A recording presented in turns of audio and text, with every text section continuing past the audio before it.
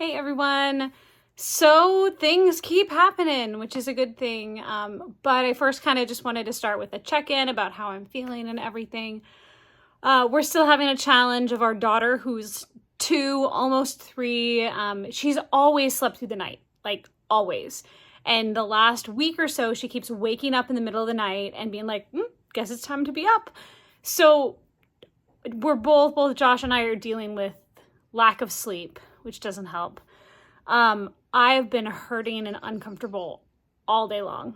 Just not having it. Part of that was I had my brain MRI today, and you can't have any medication patches on when you go into the MRI. Well, I didn't want to waste I was scheduled to change them last night, and I didn't want to put them on and then have to remove them and waste them when I only get so many, and based on insurance and stuff, that would lead to me being short some of those pain patches before they will refill them. So I was like, well, I'll just, take off my old ones and not worry about it, putting new ones on, and I'll put them on as soon as I'm done with my scan. Well, didn't think about the fact that means I'm going to hurt and I'm going to be feeling uncomfortable. So not super smart there. So this was the hardest MRI I have ever had. I can usually go up there, lay down, and fall asleep. But man, I was just like, I felt antsy. I was hurting. At one point she's like, there's some moving around. We're going to have to restart this section. And I'm like, damn it.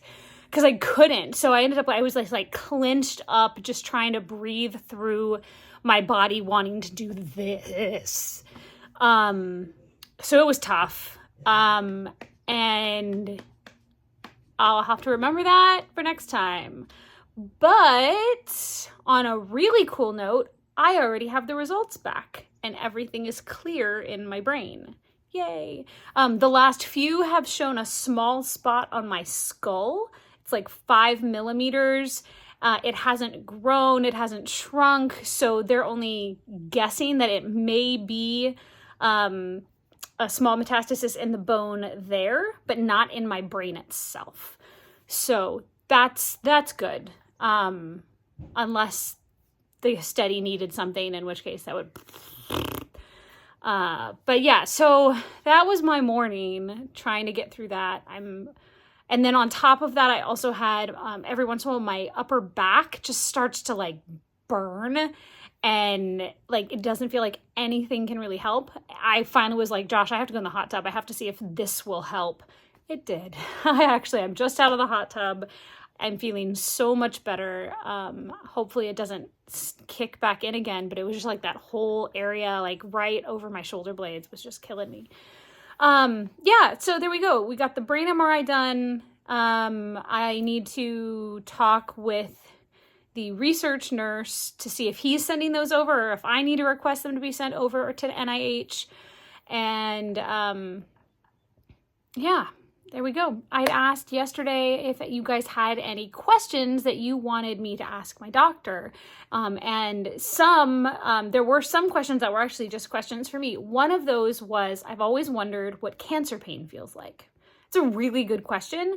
Unfortunately, it depends, and everyone's going to be different.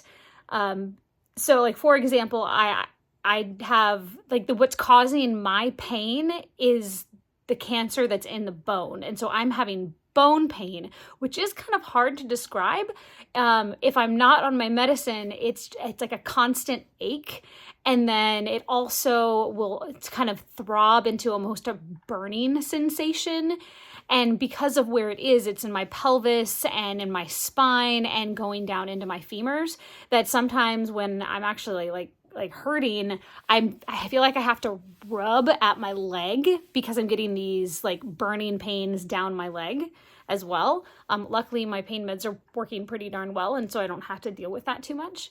But that's just one type of cancer, one spot that it could be at. When I was pregnant with my daughter in 2020, I had this giant metastasis in a lymph node in my parotid gland. And this thing, it stuck out.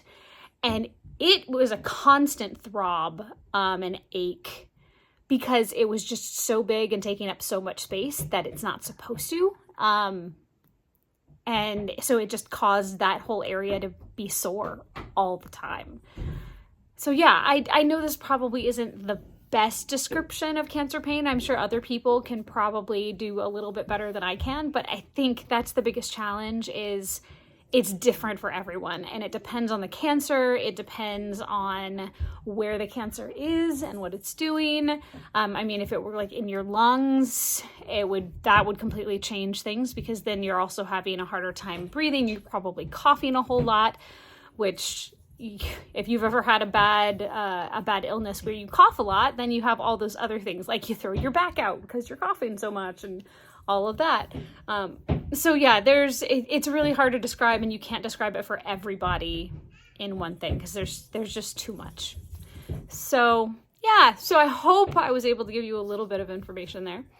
But other than that, we're going into the weekend.